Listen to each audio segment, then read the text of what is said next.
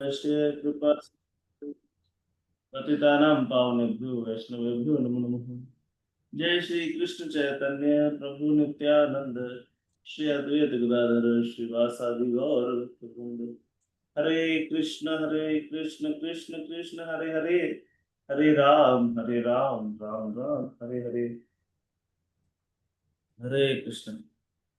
सभी भक्तों का स्वागत है इस श्रीमद् आपकी भगवद गीता की चर्चा भक्ति शास्त्री। तो बड़ा महत्वपूर्ण चैप्टर आज हमको शुरू करना है, 10वां अध्याय हमको शुरू करना है, श्री भगवान का ऐश्वर्य। और इसके अंदर पूरी भगवद गीता का सारांश है, चतुश्लोकी भगवद गीता। तो आज हम उसके विषय में चर्चा करें। उससे पहले भक्तों से विनम्र अनुरोध, एक कृपा करके हाथ उठा के एक पॉइंट में बताएं जो पिछले डिस्कशन में उन्हें सबसे अच्छा लगा, जिससे कि उनको लगता है कि ये श्री रूपा जी का परपोर्ट का ये भाग या फिर जो भी श्लोक था, ये जो भी हमने चर्चा की और जो भी भक्तों को रियलाइजेशन हुए, अनुभव हुए, तो वो उसको अपने व्यक्तिगत जीवन में लाने का प्रयास कर रहे हैं या करेंगे, या उनको वो पर्टिकुलर जो वाक्यांश था या जो डिस्कशन हुआ वो बड़ा ट्रांसफॉर्मिंग लगा। यस जैन रुपेश को एक एक पॉइंट बता सकते हैं जी। एक आपने बहुत अच्छा पॉइंट बताया था कि हमने कृष्णा कॉन्शियसनेस की विड्थ में नहीं जाना है, हमें इसकी डेप्थ में जाना है। ये मुझे बड़ा अच्छा लगा था क्योंकि ये हम लोग पालन करने का और प्रगति करने का प्रयास करते हैं इसी में। हाँ, इस पे हमने अच्छी चर्चा हुई थी कि होता क्या है, हम विड्थ में जाते हैं, वो ऐसा हुआ, वो माता जी ने ऐसा किया, वो ऐसा किया, तो हम वो वैष्णव निंदा का जो रस है ना वो लेते हैं। एक मित्र है बड़ा अच्छे, वो एक बात बताते हैं कि देखो, अभी बनाएंगे तो फिर लूंगा रात में। अरे बोल कौन है ये दो जिसके, बार टिकट एक अरे बोल। तो एक भक्त ने बड़ी अच्छी खुला है।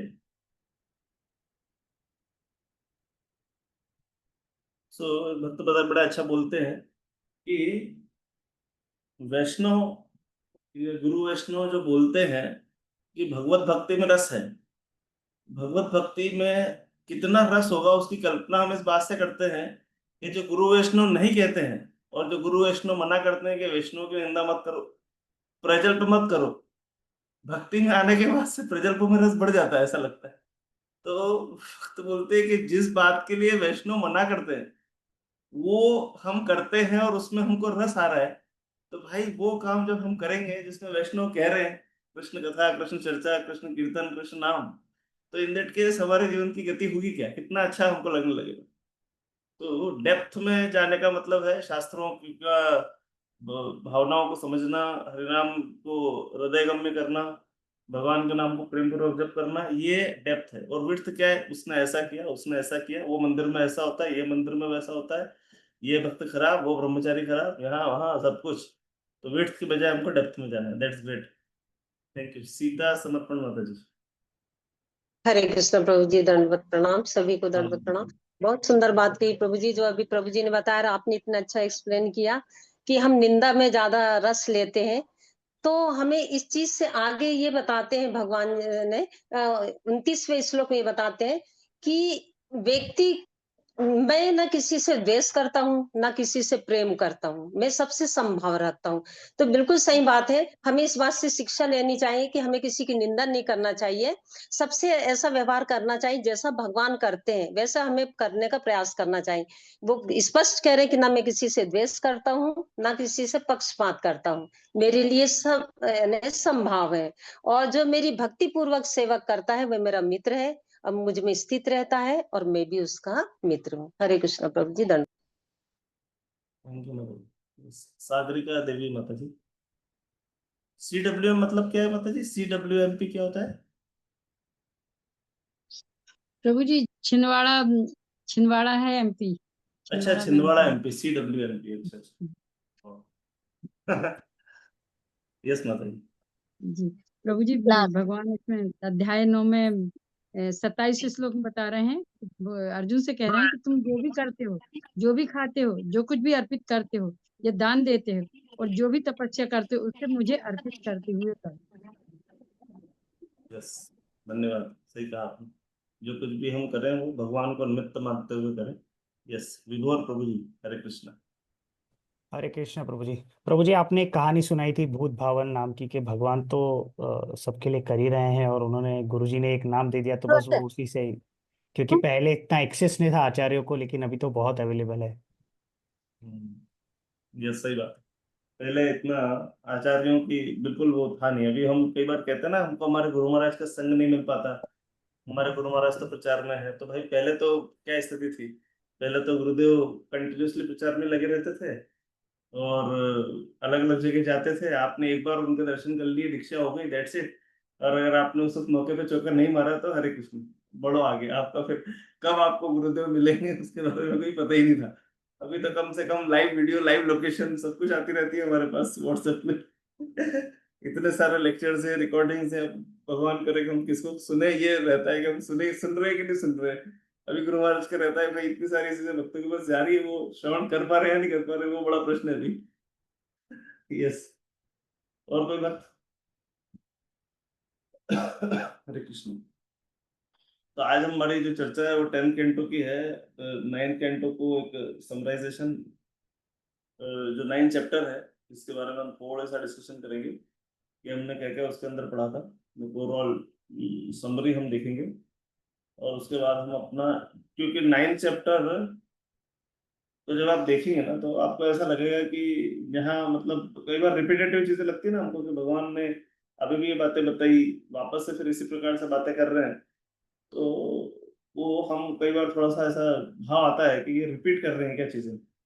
अभी हमको थोड़ा सा यहाँ पे क्या होगा ना, कि हमको समझना रहेगा कि रिपीटेशन नहीं है, ये नए एस्पेक्ट हैं जो भगवान ने अपने बारे में बताए। बट उसका प्रेजेंटेशन चेंज हुआ, एस्पेक्ट भी नए हैं, बट वो दूसरे चैप्टर से किस प्रकार से नए हैं, और भगवान का भाव क्या है, आगे क्या भगवान दिखाना चाह रहे हैं। तो जैसे हमने 8वें चैप्टर में क्या पढ़ा था, unalert devotees surpasses the path of light and darkness. जो अनअलर्ट यानी जो किसी भी प्रकार के मिश्रित भक्त नहीं, अमिश्रित, जिनके अंदर सिर्फ और सिर्फ शुद्ध भक्ति जो करना चाहते हैं, ये 8वें चैप्टर में हमारा भाव था। तो अभी क्या हुआ, फिर हम आगे बढ़े तो 8वें चैप्टर में भक्ति योग को बेस्ट फॉर्म बोला, और फिर बताया कि ये जो भक्ति योग है जो कि बेस्ट है, अंत काले च मामेव स्मृत्वा कलेवरम। तो अभी अंत काल में कृष्ण का स्मरण करना है, दैट इज ओके, वो भी भगवान ने बता दिया। अभी ये कॉन्फिडेंशियल योगा है, उसको बताने के लिए कुछ स्पेसिफिक नॉलेज की आवश्यकता है। वो स्पेसिफिक नॉलेज क्या है, वो स्पेसिफिक नॉलेज नवोध्याय में भगवान ने बताया। फिर चैप्टर 7 शुरू हुआ था श्रवण से। अभी चैप्टर 9 भी शुरू हुआ था श्रवण से। तो एक minute, let me share screen, और ये सब प्ले होगा तो होता है।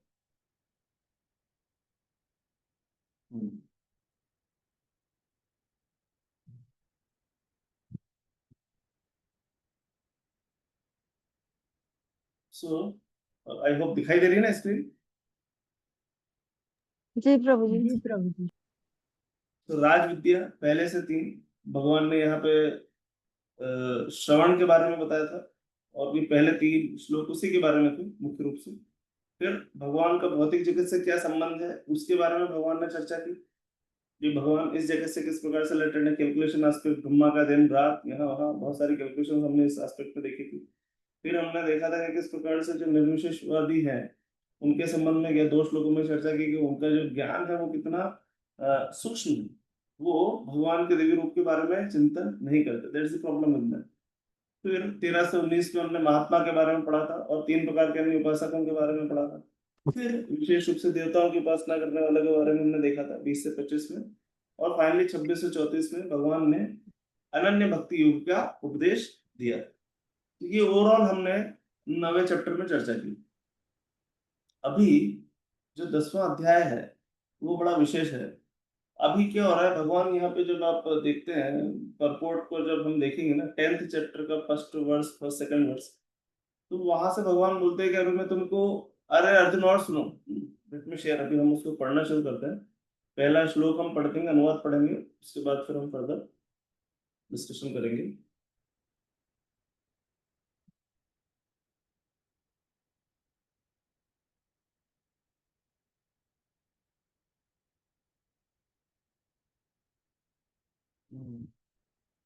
विभोर को पढ़ेंगे आप श्लोक को, स्क्रीन दिखाई दे रही है ना?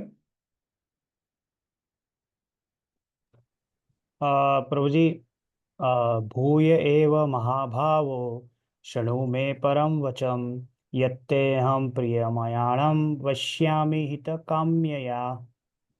प्रभु जी, जो अनुवाद्य पढ़ेंगे? शब्दार्थ पढ़ेंगे, कोई दूसरा जी जी। शब्दार्थ पढ़ सकते हैं? हरे कृष्ण प्रभु जी। यस प्लीज पढ़िए। श्री भगवान उवाच, भगवान ने कहा, भूय फिर, एव निश्चय ही, महाबाहो हे बलिष्ठ भुजाओं वाले, शृणु सुनो, मैं मेरा, परमम परम, वचः उपदेश, यत जो, ते तुमको, अहम मैं, प्रियमाणाय अपना प्रिय मानकर, वक्ष्यामि कहता हूँ, हित काम्यया तुम्हारे हित लाभ के लिए। धन्यवाद प्रभु। प्रहलाद प्रभु आप पढ़ेंगे translation? Hare Krishna. Thank you प्रभु जी। हरे कृष्ण। श्री भगवान ने कहा, हे महाबाहु अर्जुन, और आगे सुनो, क्योंकि तुम मेरे प्रिय सखा हो, अतः मैं तुम्हारे लाभ के लिए ऐसा ज्ञान प्रदान करूंगा जो अभी तक मेरे द्वारा बताए गए ज्ञान से सर्वश्रेष्ठ होगा। हरि सो अभी यहाँ भगवान ने क्या कहा? श्री भगवान उवाच। अभी भी 9वें चैप्टर में भगवान ने कंक्लूड किया था, और अभी भगवान क्या बता रहे हैं? मैं तुम्हारे लाभ के लिए ऐसा ज्ञान प्रदान करूंगा जो अभी तक मेरे द्वारा बताए गए ज्ञान से श्रेष्ठ होगा। अभी ये 9वें अध्याय का अंतिम श्लोक यहाँ पे भगवान ने एंड किया है। ये हमारे इस 10वें चैप्टर के साथ 9वें अध्याय की लिंक। मनमना भव मद्भक्तो मद्याजिमाम नमस्कुरु मम वैश्यसि युक्तत्व आत्मना मत परायण। अपने मन को मेरे नित्य चिंतन में लगाओ, मेरे भक्त बनो, मेरी पूजा करो। इस प्रकार मुझ में पूर्णतः लीन होने पर तुम निश्चित रूप से मुझको प्राप्त हो। यहाँ पे भगवान ने कंक्लूजन दे दिया। प्रैक्टिकली भगवत गीता यहाँ पे कंप्लीट होती है, पर नहीं, भगवान चाहते हैं कि अभी तक अर्जुन को क्या क्या बता दिया भगवान ने। 7वें चैप्टर में भगवान ने भगवत ज्ञान अपने अपने विषय में थोड़ा सा ज्ञान दिया। 8वें अध्याय में बताया कि शुद्ध भक्त का क्या गति होगी जो भगवान की शुद्ध भक्ति करेगा, और वो भगवान के धाम में जाएगा। भगवान ने अपने धाम के बारे में बताया। और 9वें अध्याय में भगवान ने बोला, स्पेसिफिक नॉलेज दिया जो सिर्फ और सिर्फ प्योर डिवोटीज के लिए नॉलेज है, जो हर प्योर डिवोटीज के अंदर जो क्वालिफिकेशंस हैं उनके लिए क्या क्या चीजें होनी चाहिए, और भगवान की उस स्पेसिफिक नॉलेज के बेसिस पे हम कैसे भगवान की भक्ति करेंगे, और भगवान का धाम क्या है। ये सारी बातें भगवान ने 9वें अध्याय में की। और यहाँ पे कंक्लूड किया था कि मन मना भाव मत भक्तो, यानी अपने मन को मेरे चिंतन में लगा दो। अभी आप देखिए भगवान यहाँ पे रुके नहीं। अभी भगवान आगे आके क्या कह रहे हैं, जो भी आपने श्लोक पढ़ा इसमें भगवान ने बड़ा इंटरेस्टिंग बात कहा कि अर्जुन अभी और सुनो। क्या सुनाना चाह रहे हैं भगवान अभी अर्जुन को? और आगे सुनो, और आगे सुनो। क्यों सुनो? क्योंकि तुम मेरे प्रिय सखा हो, अतः मैं तुम्हारे लाभ के लिए ऐसा ज्ञान प्रदान करूंगा जो अभी तक मेरे द्वारा बताए गए ज्ञान से श्रेष्ठ। तो अभी प्रश्न आता है कि भाई कितनी बार? 7वें अध्याय में भगवान ने कहा कि ये श्रेष्ठ है, 8वें में भी कहा ये श्रेष्ठ है, फिर अभी फिर 9वें में तो उसका तो नाम ही परम गुही ज्ञान, अब उससे गुही और कुछ है ही। तो फिर भगवान ने अभी फिर से ऐसा क्यों कहा? भगवान ने इसलिए कहा ताकि अर्जुन के अंदर जिज्ञासा उत्पन्न हो। कैसे जिज्ञासा? जिज्ञासा उत्पन्न हो कि हाँ सही, अब भगवान खुद अपनी विभूतियों के बारे में थोड़ी चर्चा करेंगे, अपने ऐश्वर्य के बारे में बताएंगे। इस संसार में हम देखते हैं भौतिक जगत में, जो भौतिक जगत के प्रेम प्रसंग होते हैं उसमें युवक युवती युवती हो सकता है, युवक का फाइनेंशियल स्टेटस, एजुकेशन, क्वालिफिकेशन, यहाँ वहाँ जॉब, हाई सैलरी सब देखे, और पुरुष हो सकता है उसका सौंदर्य देखे, उसका परिवार देखे, चरित्र देखे, बहुत सारी चीजें हो सकती। तो अभी वो जब इस प्रकार से चीज देखते हैं तो वो विभूतियां देखते हैं एक तरह से। यानी कि भगवान के बारे में उन दोनों को, जब अपने इन दोनों को एक दूसरे के बारे में जितनी ज्यादा जानकारी होती है ना, तो समय के साथ उनका प्रेम बढ़ने लगता है, अगर वो वास्तविक रूप से प्रेम कर रहे हैं तो ऐसे में क्या हो रहा है, अभी भगवान के साथ भी भक्तों का रिलेशन बढ़ना है। तो नंबर 1 यहाँ भगवान क्या कह रहे हैं, सुनना है। और आगे सुनो। अर्जुन अभी तक तो अर्जुन सुन ही रहे हैं। 7वें चैप्टर में भगवान ने कहा था तक सुनो, तब से सुनना अर्जुन ने शुरू किया है। Arjun is constantly hearing. और अभी भगवान ने कहा कि अभी रुकना नहीं है, और आगे सुनो। अब भगवान अपनी विभूतियों के बारे में यहाँ बताए, और जब अर्जुन भगवान की विभूतियों के बारे में सुनेंगे ना, तो फिर उनके मन में जिज्ञासा उत्पन्न होगी कि भगवान मुझे आपका विराट रूप भी देंगे। तो अभी भगवान चाहते हैं कि वो अपना विराट रूप बताएं, बट वो खुद से नहीं बोलेंगे कि तुम मेरा विराट रूप देखो। वो इस प्रकार से चर्चा करेंगे कि अर्जुन खुद से कहेंगे कि भगवान मुझे आपके विराट रूप के दर्शन करना है, और फिर भगवान अपने विराट रूप के दर्शन करवाएंगे। अर्जुन को विराट रूप देखने की कोई भावना है ही नहीं। अर्जुन भगवान का शुद्ध भक्त है, जो भगवान ने कहा वही उनके लिए अंतिम सत्य है, there is no other way. पर भविष्य में हम सब लोग कैसे अर्जुन की बातों को प्रमाण के रूप में स्वीकार करेंगे, कैसे किसी भी सो कॉल्ड कलयुगी भगवानों को हम भगवान स्वीकार न कर लें, इसलिए अर्जुन ने हम सबके लिए उस वक्त भगवान के इस दिव्य रूप का दर्शन किया। जबकि 11वें 12वें अध्याय के बाद, जब हम अभी 11वें अध्याय में जब भगवान के इस रूप का दर्शन करेंगे, तो 12वें अध्याय में और 11वें अध्याय में इनफेक्ट प्रभुपाद लिखते हैं कि मेरा जो द्विभुज श्याम सुंदर रूप है वही सबसे अच्छा है। विशिष्ट शब्द लिखा है श्री श्री श्याम सुंदर, जो मेरा द्विभुज श्याम सुंदर रूप है, दैट इज द बेस्ट। अगर किसी को भी सेवा करना है तो वो इसी भाव में करे। So what is the most important, वही इंपॉर्टेंट। पर यहाँ से भगवान उनको बताएंगे तो और चीजें बताएंगे तो और प्रश्न आ सकते हैं। तो फिर अर्जुन प्रश्न पूछेंगे कि भगवान मुझे विश्व रूप बताओ। फिर विश्व रूप के बाद चर्चा फर्दर शुरू होगी। फिर उसके बाद वो ज्ञान के संबंध में चर्चा करेंगे, क्योंकि अभी अर्जुन काम हो चुका है कंप्लीट। काफी देर तक अभी भगवान के विश्व रूप दर्शन करने के बाद वो भगवान की सत्ता को स्वीकार कर लेंगे, वो तो वैसे भी कर चुके हैं। पर हम सब लोगों को भगवत गीता की शिक्षा किस प्रकार से सिस्टमेटिकली मिलेगी, इसलिए अर्जुन ने इस प्रकार से भगवान के विश्व रूप के दर्शन किए। उसके बाद वो काम हो गए। फिर उसके बाद उन्होंने ज्ञान के संबंध में और प्रश्न पूछे, और फाइनली गीता 18 अध्याय तक पहुंची। वरना 9वें अध्याय के यहाँ पे खत्म हो सकती थी। अभी 10वें के बाद 11वें के बाद जब विश्व रूप देख लिया तो अभी और क्या बचा है, वहां पे भी कंप्लीट हो सकती थी। पर धीरे धीरे धीरे अर्जुन ने प्रश्न पूछे और भगवान ने उत्तर दिया, और इस प्रकार से हम 18 अध्याय तक पहुंच गए। यस, शुभ माता जी। हरे कृष्ण प्रभु जी, अभी आपने जैसे कहा कि भगवान का द्विभुज श्याम सुंदर रूप सर्वश्रेष्ठ होता है, तो ये गौड़ नित्ताय का जो रूप है वो उसमें आता है क्या? जैसे हम गृहस्थ स्वाभाविक जो बात गौड़ नित्ताय की पूजा करते हैं वो भी द्विभुज ही है ना? माता जी, वो तो हमारे लिए ज्यादा इम्पोर्टेंट है तो ना। इसीलिए मैं कह रही थी, क्योंकि नहीं इस्कॉन नहीं में तो एक्चुअली अधिकतर एक्चुअली गृहस्थ वो के तो है, लिए यही ये सजेस्ट किया जाता वो है तो ना। है। एक्चुअली यहाँ प्रभुपाद के तात्पर्य में प्रभुपाद ने लिखा है कि भगवान के दिव्य श्याम सुंदर रूप के प्रति लोगों का स्वाभाविक आकर्षण है, जिसका कि दर्शन अर्जुन ऑलरेडी कर रहा है। तो माता जी, भगवत गीता जो है ना, अभी आप चिंता मत कीजिए। अभी आपको इस्कॉन में बहुत पढ़ाई करनी है। अभी आपने भक्ति शास्त्र किया है, इसमें भगवत गीता है और कुछ छोटी किताबें हैं। अभी उसके बाद माता जी भक्ति वैभव करना है आपको, उसमें श्रीमद् भागवतम आप पढ़ेंगे। फिर भक्ति वेदांत पढ़ना है आपको, उसके में आप भागवतम के बचे 6 कैंटो। फिर भक्ति सिद्धांत, उसमें चैतन्य चरितमृत आएगी और वैष्णव लिटरेचर आएगा। तो वहां जाके, है ना, ये तो अभी ग्रेजुएशन लेवल है। Bhagavad Gita is graduation level, एक नहीं, जैसे भक्ति प्रभु की जी कई जने संबंध। नरसिंह नरसिंह अवतार की भी पूजा करते हैं ना, तो वो तो हम्म। द्विभुज नहीं है तो। वो बिल्कुल बिल्कुल, अभी वो सारी बातें आएगी, मतलब धीरे धीरे चर्चा में आएगी कि अभी क्या है ना, भगवत गीता तो भगवान के साथ संबंध बनाने का ज्ञान है। अभी सिर्फ हमारा भगवान के साथ रिलेशनशिप बन रहा है। फिर किस प्रकार से भगवान के भक्त अपने भाव के अनुसार या उनकी लाइकिंग के अनुसार भगवान की सेवा करते हैं, वो भागवतम सिखाएगी हमको। तो वो संबंध, अभिधेय और प्रयोजन, 3 चीजें हैं।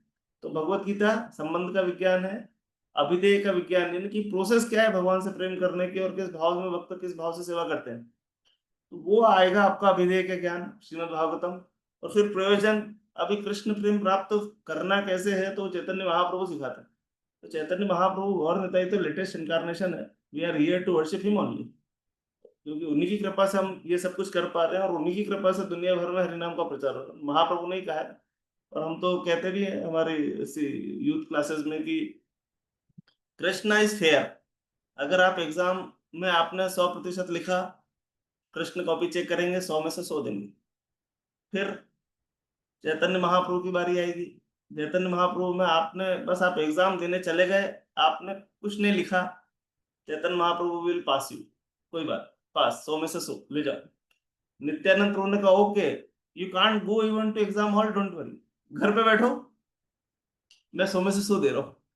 तो हम तो क्यों ना गौर निताई के लिए हम गौर निताई की पूजा करें। वो लेटेस्ट इनकारनेशन, हमारे सारे आचार्य गौर निताई के लिए ही, गौर निताई की भगवत्ता को समझना है तो वो भी और ऊपर स्तर है जो कि हम देखेंगे। पर अभी भगवत गीता के संबंध में जो हम स्वाभाविक रूप से देख रहे हैं ना, कि लोग विश्व रूप के प्रति आकृष्ट होते हैं।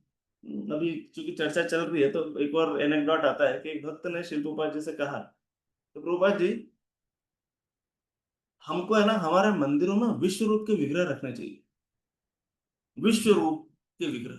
अभी जब हम 11वें अध्याय में देखेंगे, विश्व रूप बहुत बड़ा, बहुत विशाल।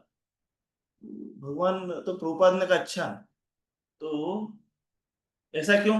बोला कि प्रभुपाद जी, जब हम विश्व रूप को देखते हैं ना, तो हमारे अंदर लगता है कि यस, ये भगवान, भगवान ऐसे हैं। तो प्रभुपाद जी ने बड़े प्रेम से पूछा कि अच्छा आप उनको क्या भोग लगाओ, विश्व रूप तो आपको भी खा जाएगा, क्या कपड़े पहनाओगे आप? आपको एक फैक्ट्री चाहिए कि विश्व रूप को कपड़े पहनाने के लिए। कैसे कपड़े, कैसे सेवा स्वीकार करेंगे विश्व रूप आपकी? क्या आप कपड़े पहनाओगे, क्या आप प्रसाद खिलाओगे? तो रूपा जी यहाँ पे ये बताना चाह रहे हैं कि जो द्विगुण श्याम सुंदर रूप है, that is the best form. अभी हम भगवत गीता के संबंध में रिलेटेड चर्चा कर रहे हैं, इसलिए हम ये सारी बात कर रहे हैं। तो वो जैसे भक्तों के अपना अपना भाव है, कोई रामचंद्र के भक्त है, मुरारी गुप्त को देखते हैं चैतन्य चरितमृत में कि कैसे वो भगवान राम के नाम लेते थे और चैतन्य महाप्रभु ने उनको फोर्स किया कृष्ण नाम लो। उसके बाद भी वो न ले पाए, उन्होंने महाप्रभु से क्षमा प्रार्थना की कि भगवान मैं तो राम जी के ही भक्त बन पा रहा हूँ, मेरा तो राम जी को छोड़ नहीं पा रहा। तो महाप्रभु ने गले लगाया that you are real servant of Ramachandra. तो हम देखते हैं कि रामचंद्र के सेवक भी हैं, कृष्णचंद्र के भी हैं, और कई भक्तों का भाव चैतन्य महाप्रभु नित्यानंद प्रभु की सेवा का ही होता है।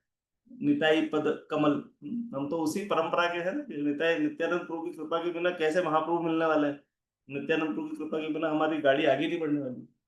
तो ये तो हमारी परंपरा है। पर अभी हम इस संबंध में चूंकि चर्चा कर रहे हैं ना, संबंध ज्ञान में कृष्ण के साथ संबंध, इसलिए सारी बातें कर रहे हैं।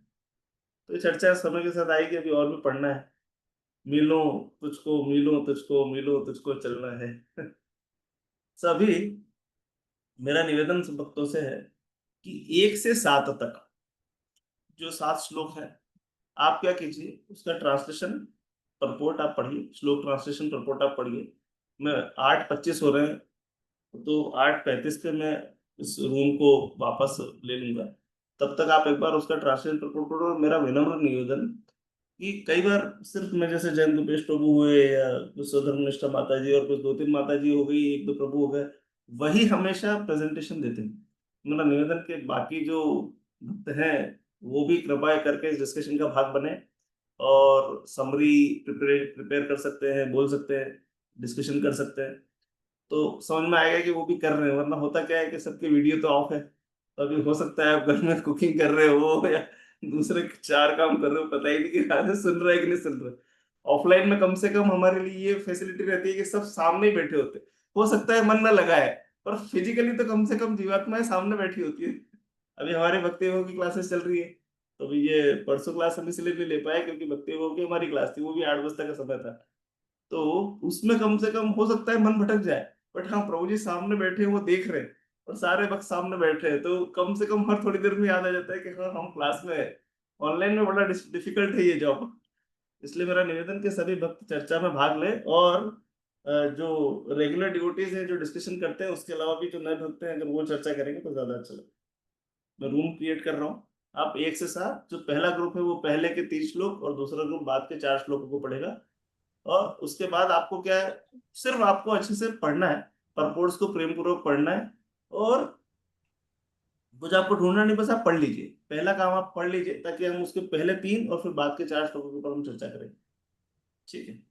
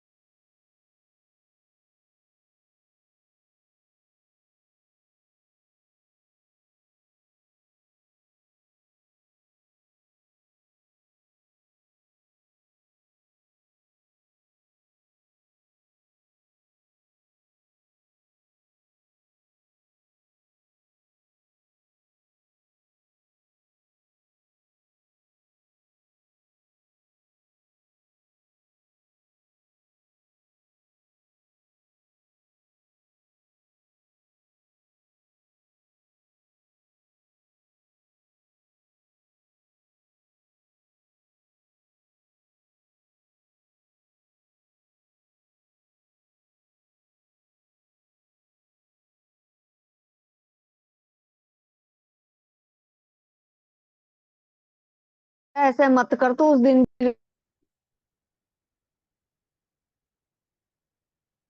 हरे कृष्ण। यस। सो कोई वक्त अगर कुछ शेयर करना चाहें विद इन 1 मिनट तो स्वागत है उनका, टीम 1 से।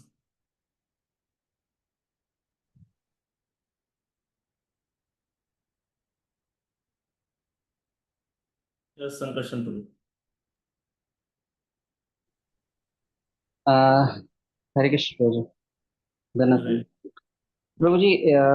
मुझे जो 10.4 और 5 में मिला, ये 16 गुणों के बारे में बोला गया है। एक्चुअली भगवान तो समस्त गुण, अच्छे बुरे बुरे बुरे सारे गुण भगवान के अंदर है, लेकिन 16 टोटल गुणों के बारे में भगवान के वर्णन किया गया है। और इसमें 10.6 में 6 और 6 में ये जो श्रील प्रभुपाद बताते हैं कि 11 जन मुनि ऋषि और 14 मनु ब्रह्मांड के पूर्वसूरी है, आई मीन एंसेस्टर्स है, उनके बारे में बताते हैं। और एक्चुअली हर एक श्लोक में एक एक चीज सीखने को मिल रहा है। जैसे 10.6 में मुझे लग रहा है कि भगवान सब कुछ के सोर्स है, ये सीखने को मिल रहा है। और 10.7 में कैसे हमें भगवान के तत्व महत यानी भगवान के ग्रेटनेस और भगवान के जो विभूतियां हैं वो सब जान के उनके शरणागत होना है, उसके बारे में बातचीत के उसके बारे में प्रभुपाद बताते हैं।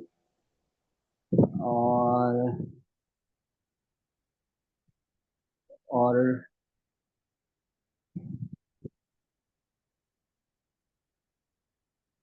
यहाँ तक की पहुंच। जी थैंक यू। योगेश शर्मा प्रभु।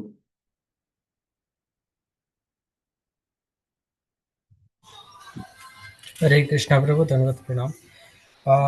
तो जैसा 10.1 में हम समझ पाएंगे तो पराशर मुनि ने जैसे षड ऐश्वर्य से युक्त होते हैं भगवान, तो इसमें श्रील प्रभुपाद ने बताया है कि ज्यों ज्यों भगवान के विषय में कोई सुनता है त्यों तो वो भक्ति में रमता जाता है। अर्थात भगवान के विषय में जितना हम चिंतन मनन करते हैं, जितना हम पठन पाठन करते हैं, श्रवण करते हैं, उतना ही जो है हम भगवान में जो है भगवान को यानी भगवान की भक्ति हम करना हमारे लिए आसान होता है।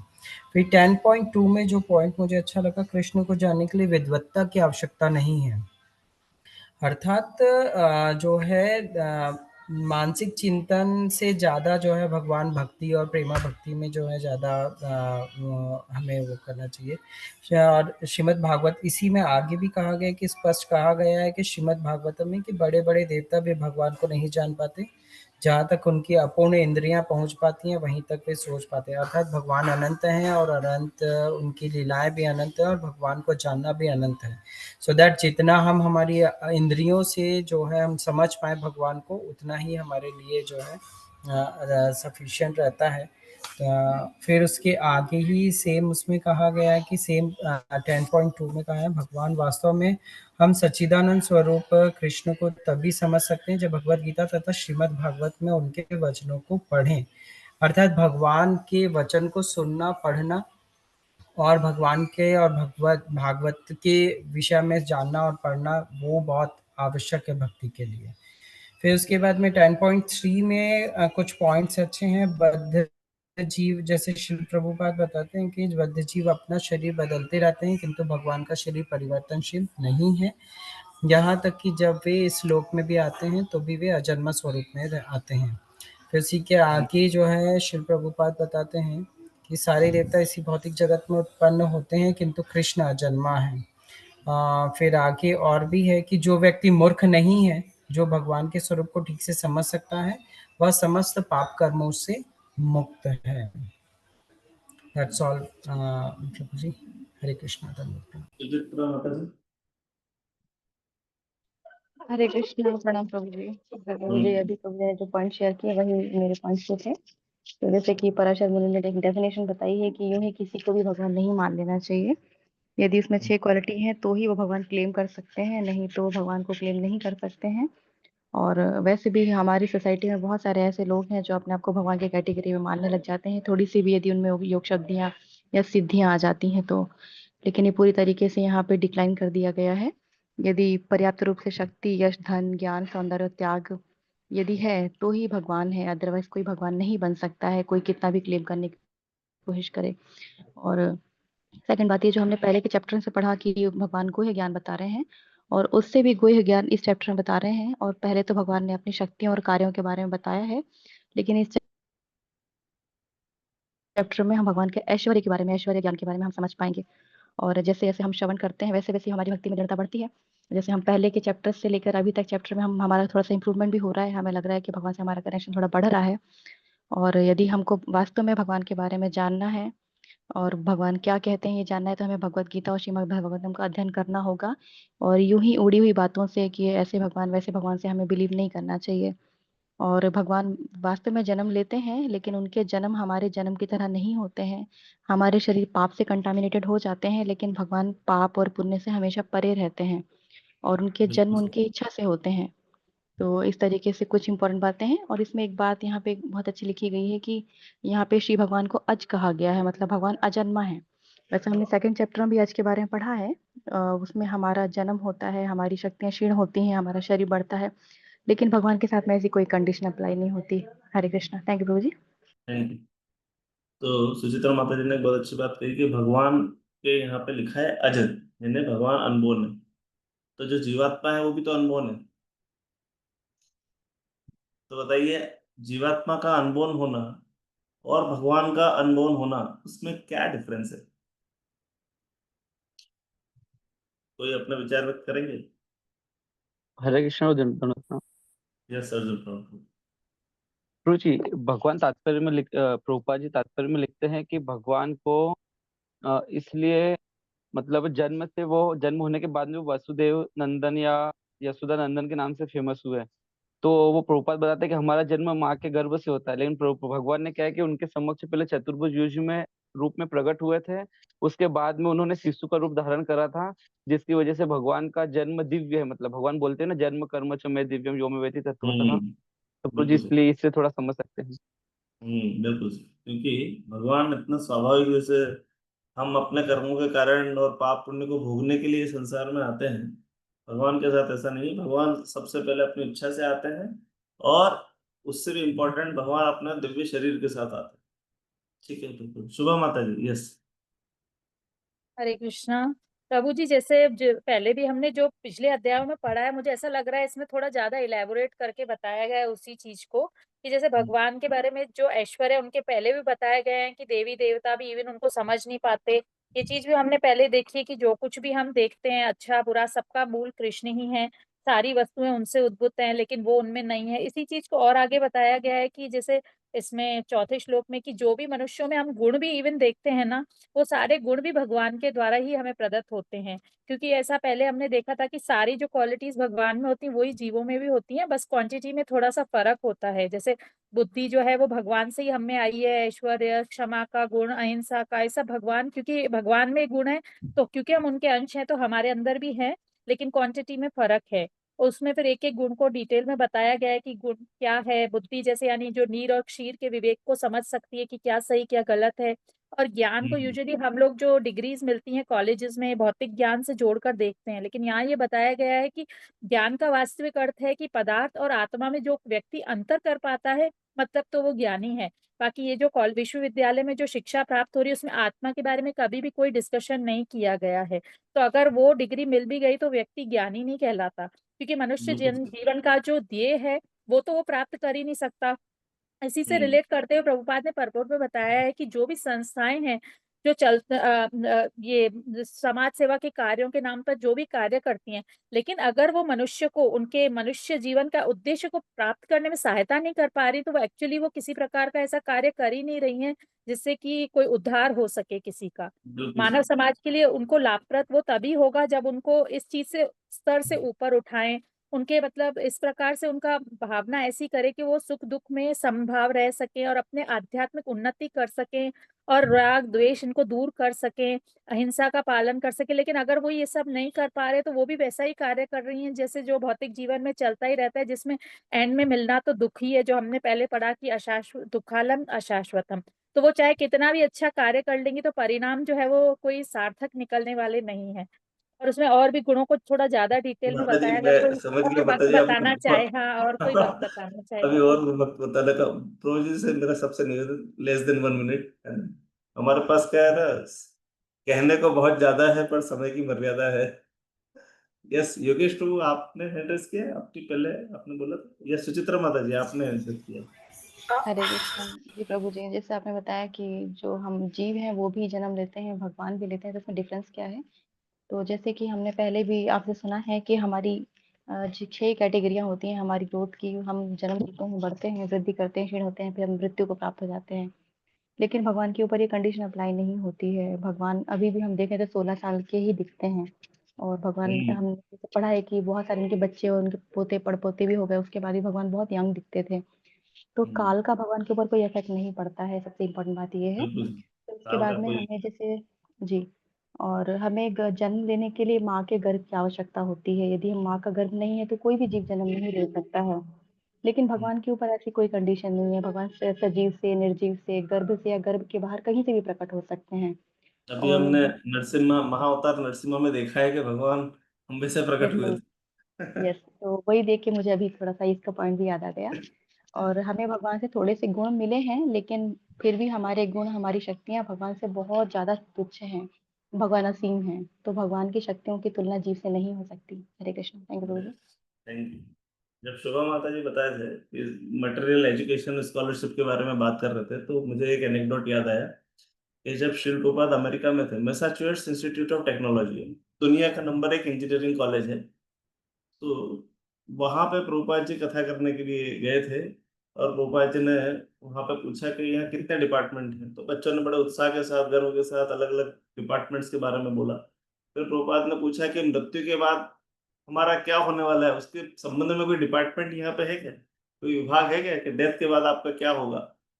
सारे विद्यार्थी चुप हो गए। फिर प्रभुपाद ने कहा कि ये बात मैं अब आपको बताऊंगा कि मृत्यु के बाद हमारा क्या होता है। फिर प्रभुपाद जी ने भगवत गीता के ऊपर अपना और आत्मा का विषय का अपना उपदेश वहां पे दिया था।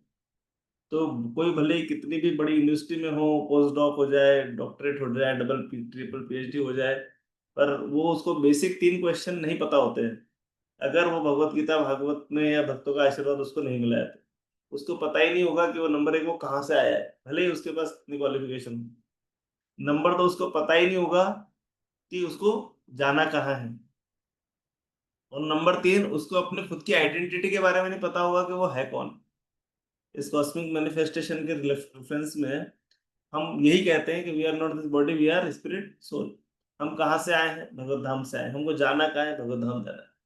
तो ये जो 3 प्रश्न हैं, कोई भी क्यों ना हो, अगर वो भगवत गीता भागवत या भक्तों के आशीर्वाद की कृपा उसको नहीं प्राप्त हुई है, तो वो कितना भी पढ़ा लिखा क्यों ना हो, मटेरियल एजुकेशन में, साइंस कॉमर्स यहाँ वहाँ जो भी विधा में पढ़ा हो, वो इसका उत्तर नहीं दे पाएगा।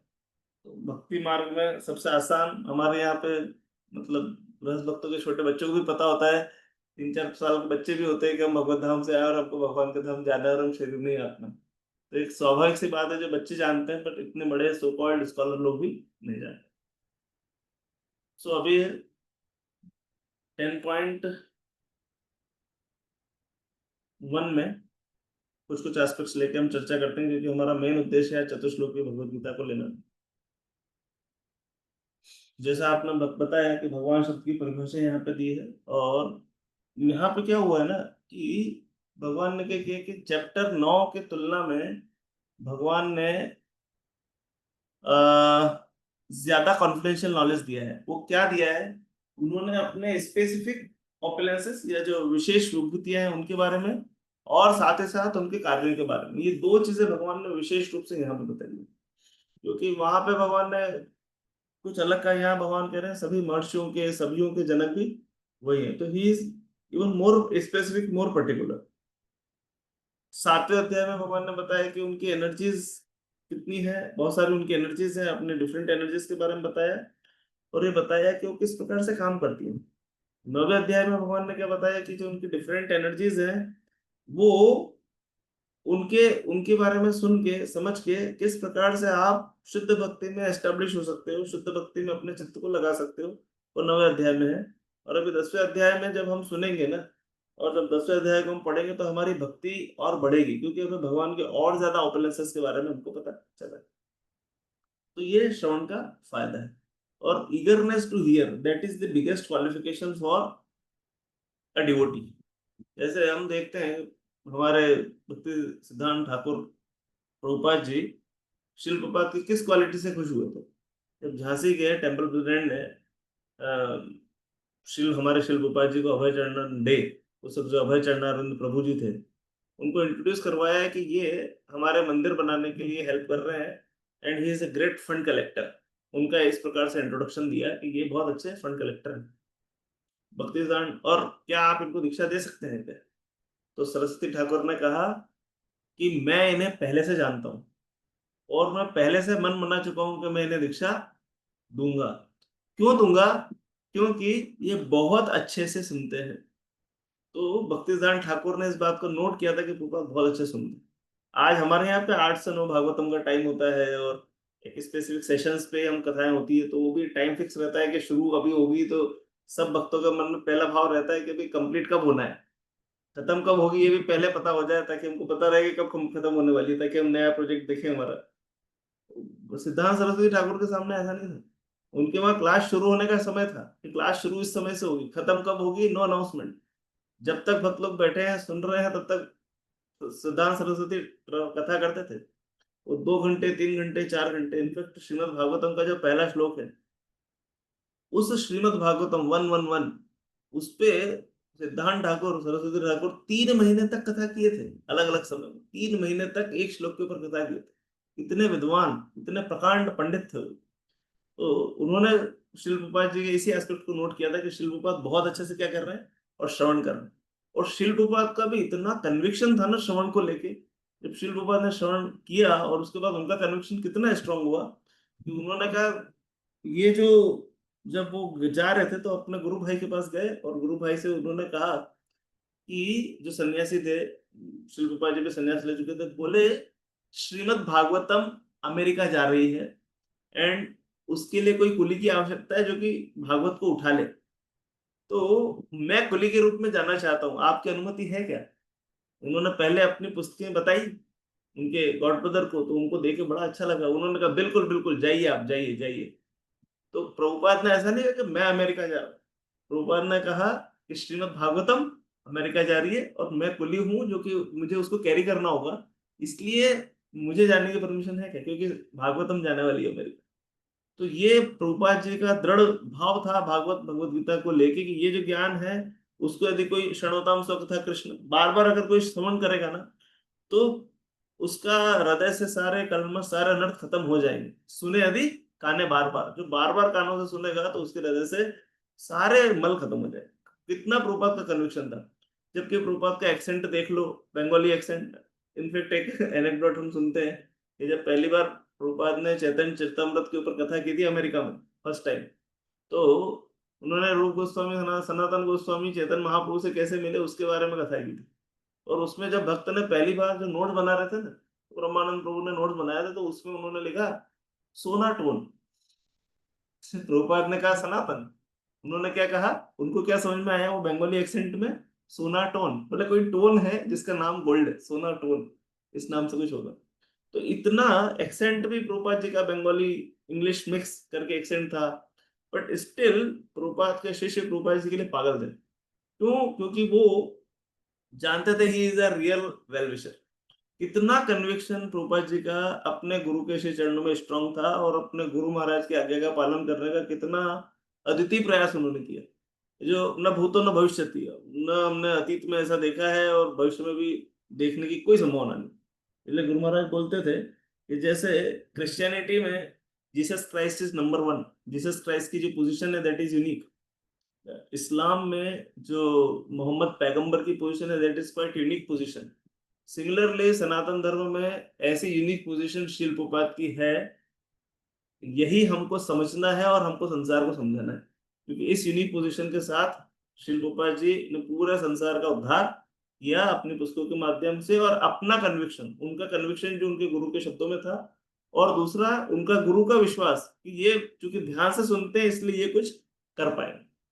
तो बहुत सारी बातें हैं श्रवण को लेकर, हम सबको प्रयास करना चाहिए कंटिन्यूअसली श्रवण में रुचि हमारी रहे। तो अभी जैसे हमने ऑलरेडी चर्चा की कि MIT का एग्जांपल हमने दिया कि कोई कितना भी पढ़ा लिखा क्यों ना हो, बट उसके लिए बड़ा मुश्किल है कि वो भगवत गीता, भागवत के ज्ञान के बिना वो लिबरेट इस संसार से हो ही नहीं सकता। और उसको बार बार समझना होगा कि भगवान जो है वही ओरिजिन है और वही सब कुछ के ओरिजिन है, चाहे वो डेमिगॉड हो या सेजेस ही क्यों ना हो। हमने फिर चर्चा भी की 10.3 के अकॉर्डिंग कि कैसे कोई व्यक्ति के जीवन में वो सिंफुल रिएक्शन से मुक्त हो सकता है। तो सिंफुल रिएक्शन से मुक्त होने का सॉल्यूशन क्या है, क्या तरीका है? कृष्ण को प्रॉपरली जानने का प्रयास कर। जानने का प्रयास कैसे कर पाएंगे? जब हम श्रवण करेंगे। तो अगेन कहानी कहाँ आ गई, सुइया कहाँ आ गई? श्रवण पे। तो जितना हम भगवान के बारे में श्रवण करेंगे उतना हमारे लिए प्यूरिफिकेशन हमारा होगा और हमारे सिंफुल टेंडेंसीज खत्म हो जाएंगे। इनफैक्ट वृंदावन की बात है, प्रभु गुरु महाराज थे और एक श्रील प्रभुपाद जी की शिष्य श्रीमती माता जी वहां थी। तो श्रीमती माता जी और गुरु महाराज दोनों गॉड्स, ब्रदर गॉड सिस्टर बातचीत कर रहे थे। तो गुरु महाराज ने उनसे पूछा कि आप कैसे हैं? और माता जी ने कहा कि just I am trying to serve Srila Prabhupada now I am trying to serve Srila Prabhupada because I was trying to become Krishna conscious, and later I thought that even Kamsa was more Krishna conscious. मैं Krishna conscious होने का प्रयास कर रही थी, पर मुझे ऐसा समझ में आया कि जो कंस है ना वो ज्यादा कृष्णा कॉन्शियस था, because 24/7 he was thinking of Krishna. तो we are not here to become simply Krishna conscious, we are here to serve also. तो हमको कृष्णा कॉन्शियसनेस होना है। नंबर 1, प्रतिकूल भाव से नहीं होना है। रावण भी राम का चिंतन करता था, कंस कृष्ण का चिंतन करता था। जितना कंस ने कृष्ण का चिंतन किया है उतना हम नहीं कर पाते, पर उनका भाव प्रतिकूल था। उनका भाव भगवान को परास्त करने का था, भगवान को मारने का था। तो हमारे लिए क्या इंपॉर्टेंट है कि हम भगवान का चिंतन करें, एट द सेम टाइम अनुकूल भाव से करें, और भगवान का चिंतन करने से भगवान के प्रति सेवा भाव बढ़े। 3 एस्पेक्ट जो पूरा वैष्णव सिद्धांत है हमारा, जिसका सम एंड सब्सटेंस पूरी कृष्ण कॉन्शियस फिलोसॉफी का 3 एस्पेक्ट। नंबर 1, नामे रुचि, भगवान के नामों में हमारी रुचि होना। दूसरा, जीव दया, जिन्हें हमको प्रचार करना चाहिए, जीवों के प्रति करुणा करनी चाहिए, प्रभुपाद जी की पुस्तकों को बांटना चाहिए, कथा करनी चाहिए, कीर्तन करना चाहिए। तीसरा, वैष्णव सेवा। भक्त समाज में हम हैं, जिन वैष्णव के समाज में हम हैं, वैष्णव की सेवा करने का हमको भरसक प्रयास करना चाहिए।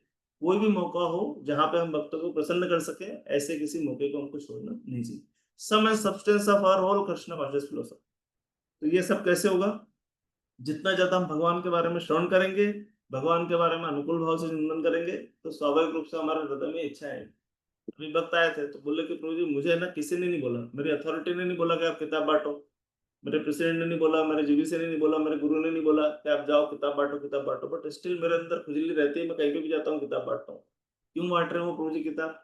क्यों? क्योंकि वो रोज प्रतिदिन 1.5 से 2 घंटा बोले मैं किताब पढ़ते ही पढ़ता हूँ, और जब मेरे को मौका मिलता है कि और समय है मेरे पास, तो 6, 7, 8, 10 घंटे तक मैं किताब पढ़ लेता हूँ। तो जितना ज्यादा कोई व्यक्ति प्रभुपाद जी किताब को पढ़ेगा, उतना ज्यादा उसके अंदर क्या भाव आएगा कि उसको प्रचार करना है। तो नेचुरली बोले प्रभु जी मैं सोता भी हूँ तो मेरा जो साइड बैग होता है ना, वो बैग साइड में रखा रहता है, भले मैं कहीं पे जाऊँ, still I carry some books in my bag 24/7। हमेशा कुछ 2, 4, 6 किताबें मेरे बैग में हमेशा ही रहती, ट्रेन में, बस में, हमेशा। तो ये जो डेडिकेशन आता है वो क्यों आता है? क्योंकि भगवान के बारे में सुन रहे हैं और पढ़ रहे हैं और फेवरेबली सेवा करने का प्रयास कर रहे हैं। तो समय के साथ इस प्रकार के डेडिकेशन से भक्तों का हृदय शुद्ध होने लगता है, and they started to feel reciprocation with the Lord. तो अभी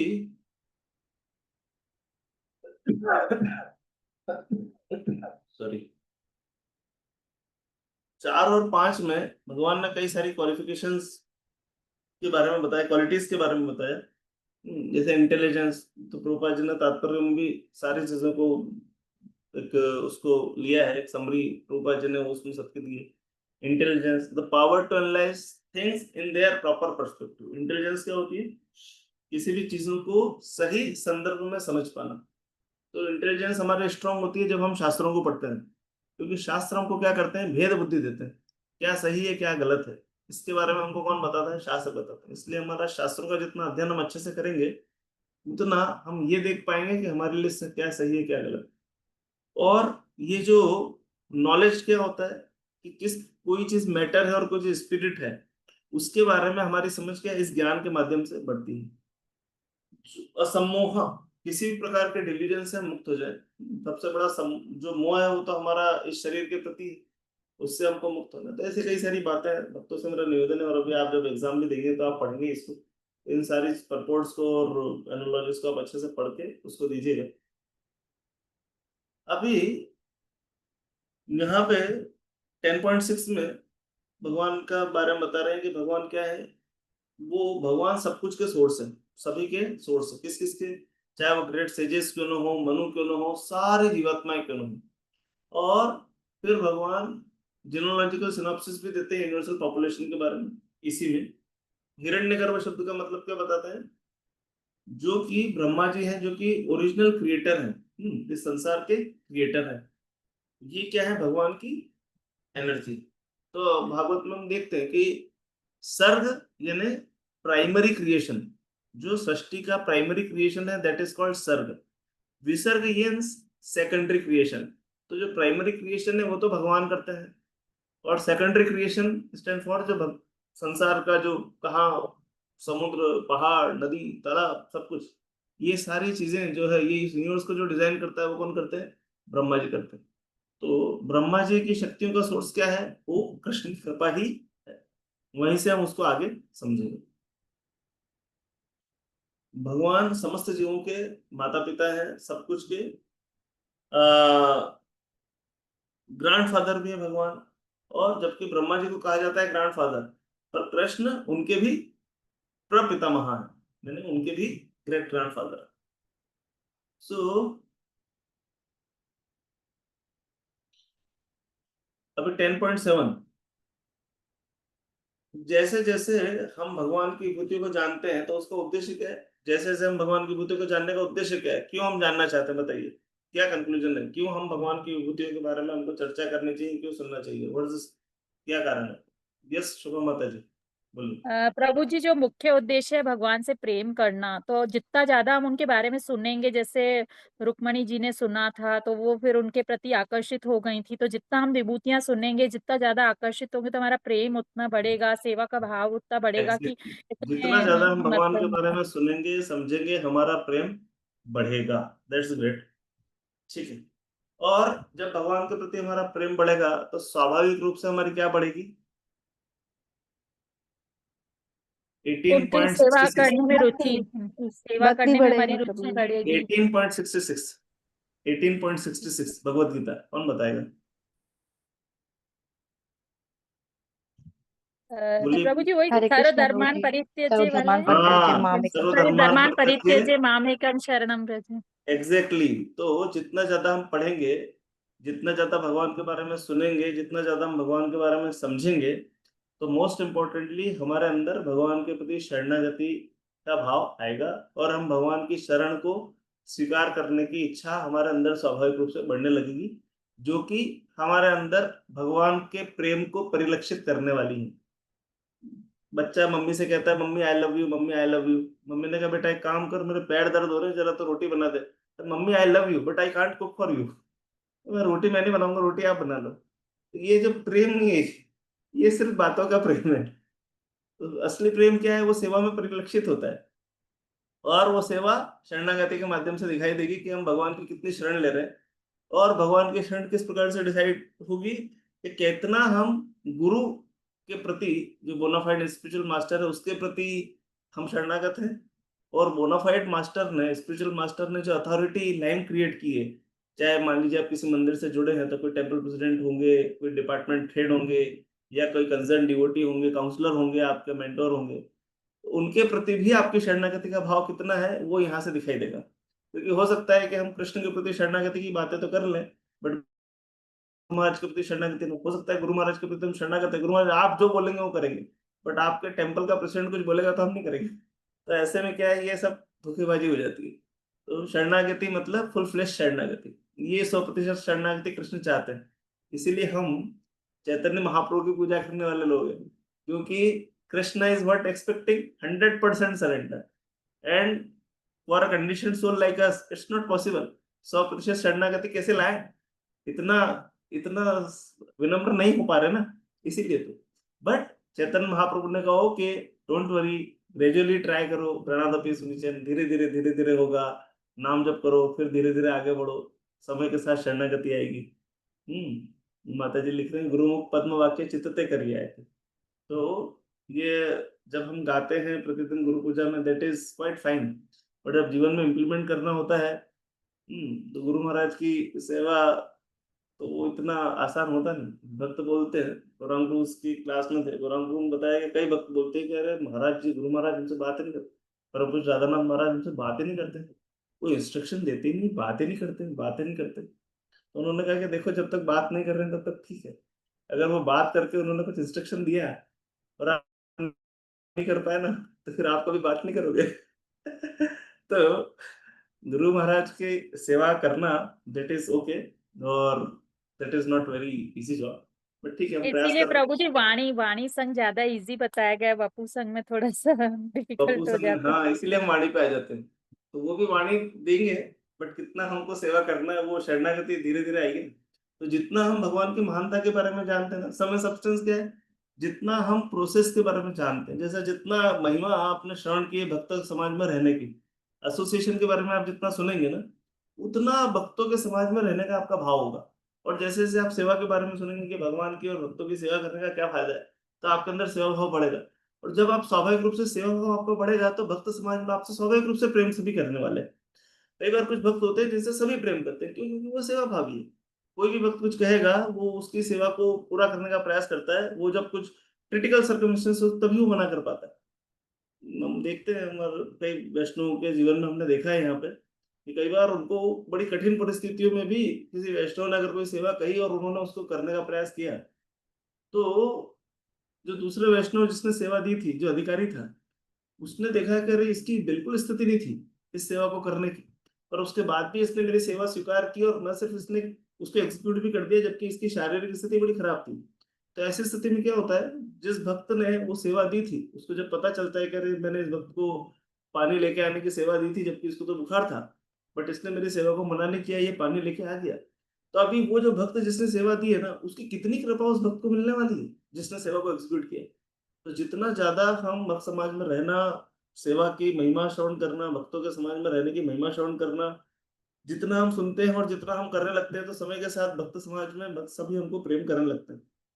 और कृष्ण का प्रेम और वैष्णव का प्रेम में कोई अंतर नहीं है। गुरु वैष्णव जो प्रेम करते हैं, और आप सोचो कि कृष्ण का प्रेम इससे कुछ अलग होने वाला है, ऐसा नहीं है। कृष्ण के प्रेम में और गुरु गौरांग जो गुरु वैष्णव के प्रेम में कोई अंतर नहीं। सो अभी हम मोस्ट इंपॉर्टेंट कंसेप्ट जो कि आचार्यों ने कहा, चतुश्लोकी भगवत गीता। मेरा निवेदन हो सकता है कि कुछ मिनट आगे पीछे हो, मैं प्रयास करूंगा उनके बीच में अपनी चर्चा हो जाए, क्योंकि इसमें मुख्य रूप से चर्चा आप ही को करने वाली, आप ही को करना है। दो ग्रुप हम बनाएंगे, पहले 2 श्लोक, फिर बाद के 2 श्लोक आपको पढ़ना है। ये चतुश्लोकी भगवत गीता है। आचार्यों ने कहा कि ये पूरी भगवत गीता का समय सब्सटेंस है। सारी फिलोसॉफी जो कुछ है भगवान के बारे में सुनने समझने की, भगवान किस प्रकार से कृपा करते हैं, वो सारी बातें हैं। तो आपको क्या करना है, दोनों ग्रुप को चारों श्लोक पढ़ना है। ठीक है, ऐसा नहीं है कि आपको एक दो पढ़ना है, दोनों का आपको चारों श्लोक पढ़ना है, और बस आपको परपोर्ट्स पूरे पूरे पढ़ना है। और जो आपको सबसे अच्छा पॉइंट लगे, कोई एक भक्त को आप बता दीजिएगा, कोई एक भक्त उस पॉइंट को रिप्रेजेंट कर दे। और मैं चाहूंगा कि कोई नया भक्त अगर उस पॉइंट्स को रिप्रेजेंट करेगा जो आपको अच्छा लगा परपोर्ट में, जो अच्छा पॉइंट लगा, ट्रांसफॉर्मिंग पॉइंट लगा, ऐसा कोई एक पॉइंट बताइएगा, ताकि वो ग्रुप का लीडर उसको करे। बट आपको दोनों ग्रुप्स को चारों वर्सेस पढ़ना है। ठीक है, तो मैं ब्रेकआउट रूम क्रिएट कर रहा हूँ, ताकि एटलीस्ट आपका एक ग्रुप में आप भक्तों को बता पाएंगे कौन कौन से पॉइंट्स है।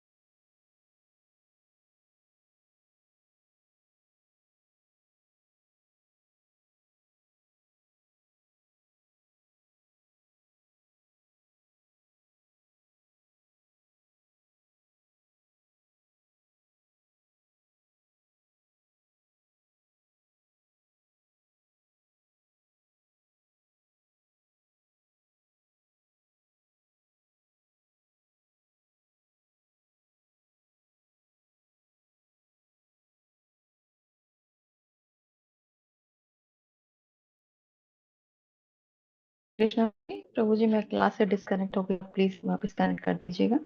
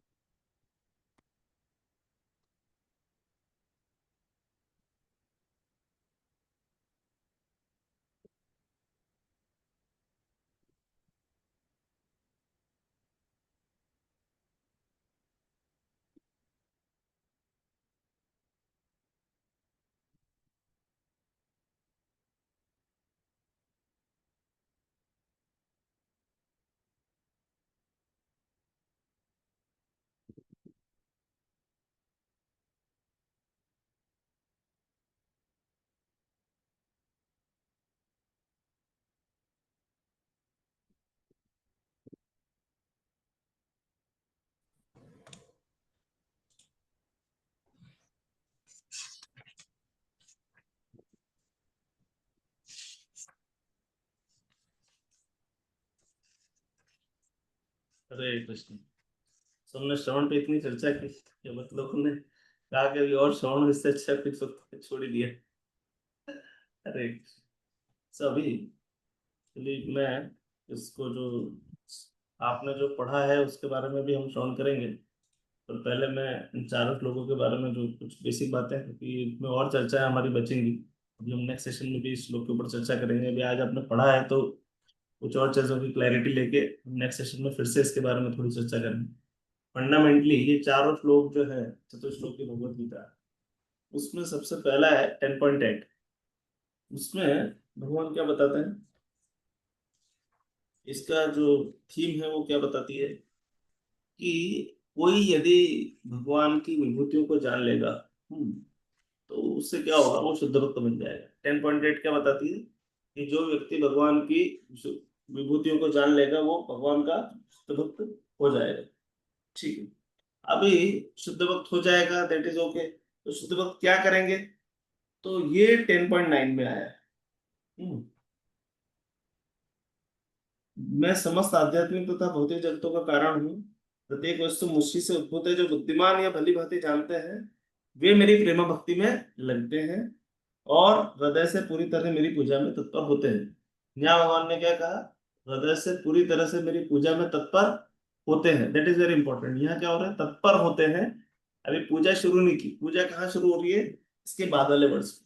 तो जो भगवान के शुद्ध भक्त हैं वो शुद्ध भक्त कैसे हो गए, क्योंकि वो क्या कर रहे हैं, वो भगवान को समस्त आध्यात्मिक भौतिक जगतों का कारण स्वीकार करते हैं। फिर जो 9वां श्लोक है वो क्या बताता है कि जो मेरे शुद्ध भक्त हैं अभी वो किस प्रकार से मेरी वर्शिपिंग करते हैं। 8वें को कंक्लूड कहा कि भगवान ने को मेरी पूजा में तत्पर होते। तो 9वां श्लोक बताता है कि कैसे वो करते हैं। तो वो बताते हैं कि मेरे शुद्ध भक्तों के विचार मुझ में वास करते हैं, उनके जीवन मेरी सेवा में अर्पित रहते हैं और वो एक दूसरे को ज्ञान प्रदान करते तथा मेरे विषय में बातें करते हुए परम संतोष तथा आनंद का अनुभव करते हैं। मत चित्ता मद्गत प्राणा, यानी कि मेरे बारे में ही उनकी चर्चाएं होती है। इसलिए जब भी हमारे समाज में हम इस्कॉन में देखते हैं कि मीटिंग होती है ना, तो उसको सिर्फ गोष्ठी या मीटिंग नहीं कहा जाता, उसके लिए कहा जाता है इष्ट गोष्ठी। देखिए कृष्ण उसका केंद्र है और कृष्ण की सेवाओं के संबंध में हम ये चर्चा कर रहे हैं। जन्माष्टमी के संबंध में इष्ट गोष्ठी मतलब जन्माष्टमी के संबंध में तो कृष्ण के विषयक चर्चा है, कृष्ण की सेवाओं को कैसे और ऑर्गेनाइज्ड मैनर में हम कर सकते हैं, सिस्टमेटिकली उसको कर सकते हैं। तो ये हम क्या करते हैं, चर्चा कर रहे हैं। तो उसका केंद्र क्या है हमारा, कृष्ण या कृष्ण की सेवा। फिर अभी जो इस प्रकार के भक्त हैं जो 24 घंटे जिनका हृदय भगवान के प्रेम में, भगवान के नाम में, भगवान की कथा करने में ही जिनका समय जाता है और जो सिर्फ और सिर्फ भगवान की कथा सेवा में ही लगे रहते हैं और इसी प्रकार से भगवान को वर्शिप करते हैं, भगवान की पूजा करते हैं। तो अभी इसके बाद वाला श्लोक में भगवान बताते हैं, अभी भगवान 10वें और 11वें में बताते हैं कि मैं कैसे रेसिप्रोकेट करता हूँ। अभी आपने इतना दिया तो भगवान भी कुछ देंगे ना। तो भगवान क्या कहते हैं, पहले ददामी बुद्धि योगम तम ये मामू ज्ञान। जो प्रेम पूर्वक मेरी सेवा करने में निरंतर लगे रहते हैं उन्हें मैं ज्ञान प्रदान करता हूँ जिसके द्वारा मुझ तक आ सकते हैं। तो भगवान रेसिप्रोकेट कर रहे हैं कि भगवान अपना धाम में आने का आपको इन्विटेशन भेजते हैं। फिर उसके बाद 11वां श्लोक क्या है, मैं उन पर विशेष कृपा करने के हेतु उनके हृदय में वास करते हुए ज्ञान के प्रकाशमान दीपक के द्वारा अज्ञान जन अंधकार को दूर करता हूँ। अभी ये भगवान का रेसिप्रोकेशन 10वें और 11वें में क्या है, भगवान का रेसिप्रोकेशन। तो इन 4 चीजों से आप क्या है ना, इस श्लोक को याद रख सकते हैं कि इन 4 श्लोकों को क्यों चतुश्लोकी कहा गया, क्योंकि पहले आप क्या जान लेंगे कि आप भगवान के शुद्ध भक्त बन जाए। 8वां 9वां, अगर शुद्ध भक्त बन जाएंगे तो करेंगे क्या, भगवान की पूजा। भगवान की पूजा कैसे करेंगे, मत चित्ता मत गत प्राण। फिर भगवान रेसिप्रोकेट करेंगे। 9वें में भगवान ने बताया भगवान रेसिप्रोकेट कैसे करने वाले हैं, भगवान ददामी बुद्धि होगा और फिर ज्ञान द्वीपेन भास्विता। तो पहले भगवान बुद्धि देंगे कि आप उन तक आए, यानी कि रास्ते में अटके भटके ना, सीधे सीधे चले। वैसे हर आचार्य बोलते हैं, भागवत में लिखा भी है कि कृष्ण भक्ति का मार्ग ऐसा है, भगवत भक्ति का मार्ग इतना सुगम है, यदि कोई अंधा व्यक्ति भी आंखों के ऊपर पट्टी लगा के भक्ति मार्ग पर दौड़ेगा तो भी उसका पतन नहीं होने वाला। इतना ग्लोरियस मार्ग भक्ति का है, तो पतन वैसे भी नहीं होना। But what is most important कि भक्त समाज में रह के वो हियरिंग प्रॉपर करता है। तो अभी थोड़ा सा यहाँ पे जो परपोर्ट है उसको लेके हम डिस्कशन कर सकते हैं। 8वां श्लोक, कैसे कोई व्यक्ति भगवान के बारे में जान सकता है, बताइए। How one can know Krishna in full. ये शुभा माता जी बोलिए, वन वर्ड आंसर होना चाहिए आपका। शास्त्र गुरु, शास्त्र और गुरु के द्वारा। ये ठीक है, बट एक शब्द सुनना चाहता हूं मैं बस। श्रवण। श्रवण के माध्यम से आप भगवान को जान सकते हैं, चाहे गुरु से सुने, शास्त्रों के माध्यम से, but most important is hearing. Hearing is the most important. Hearing से क्या होगा? ओनली बाय हियरिंग फ्रॉम शास्त्र या बोनाफाइड गुरु, तो इसके माध्यम से क्या कर सकते हैं हम भगवान के बारे जो परम सत्य है उसको समझ सकते हैं कि भगवान किस प्रकार से सभी का स्रोत है, सभी के ओरिजिनल सोर्स हैं। उन सब के बारे में, सुन के बारे में हम जान सकते हैं। शब्द प्रमाण है, शब्द प्रमाण, प्रत्यक्ष प्रमाण। तो शब्द प्रमाण ये जो हमने गुरु परंपरा में सुना है, प्रत्यक्ष जो हमने देखा है, इस प्रकार के जो प्रमाण है वो हो सकता है अविश्वसनीय हो, पर शब्द प्रमाण सबसे ज्यादा प्रमाणिक है। तो हमको शब्दों के माध्यम से हमको सुनना चाहिए। अभी यहाँ पे कैसे ये जो है कि भगवान ब्रह्मा जी, शिव जी सभी से ऊपर है, और किस प्रकार से इनके भी स्रोत है, तो प्रभुपाद जी ने तात्पर्य में गोपाल अपने उपनिषद, नारायण उपनिषद, महाउपनिषद, मोक्ष धर्म, वर्ण पुराण, इन सबके रेफरेंसेस दिए हैं, और यहाँ से प्रूव किया है इस पर्टिकुलर एस्पेक्ट को कि कृष्ण जो है वो सभी देवताओं के भी उद्गम है।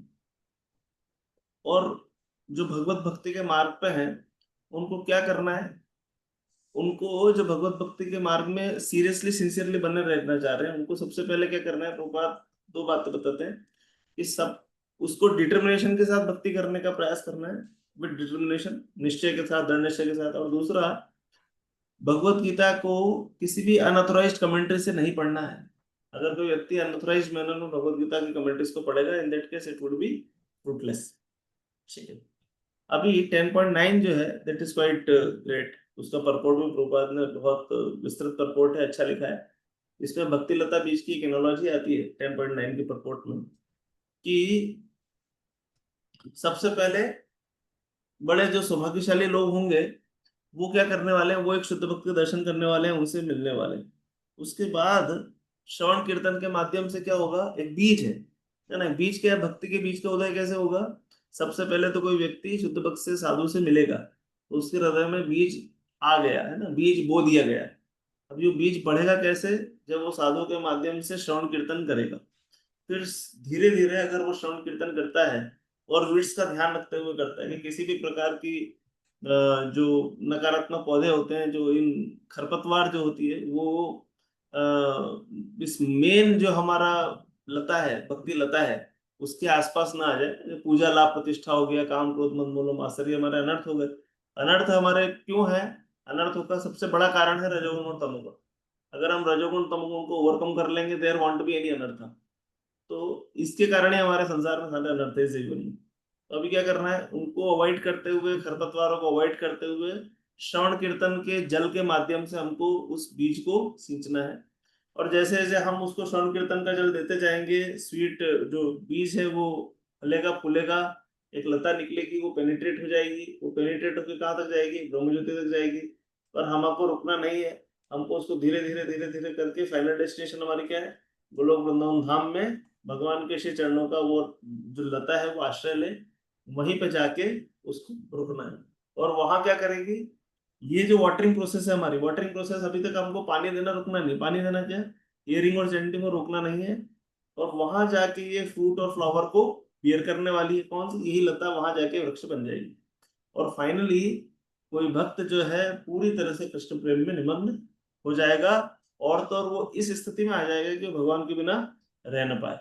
ठीक है। जैसे अगर मान लीजिए कोई मछली है, उसको आपने संसार का सारा सुख दे दिया पानी से निकालने के बाद, तो उसकी जैसी स्थिति होगी वैसी स्थिति उस भक्त की है।